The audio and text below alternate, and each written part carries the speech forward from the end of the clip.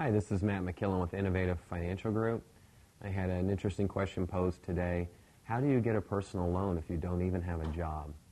There are a couple ways to take a loan without actually working currently when you're applying for the loan.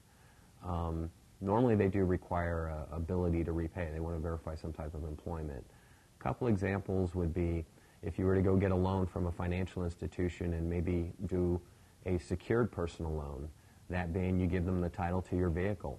If you have, let's say, a car that's valued at $8,000 and you want to take a $4,000 loan, they're going to secure that loan so that you know that, okay, you may not be working right now, but if for any reason you ever defaulted on the loan, they have collateral that would ensure that their money is recovered. That's a real good example. Another example would be to take a loan against an investment account. If you have a CD with your bank that has $10,000 in it, the bank is really not at risk by lending you, let's say, $3,000, $4,000, $5,000 against that. And they're not necessarily going to care that you have a job because they know that if you don't pay the loan, they can liquidate your CD and pay themselves off. Those are just a couple examples of ways to take a personal loan without even having a job. My name is Matt McKillen. I'm with Innovative Financial Group.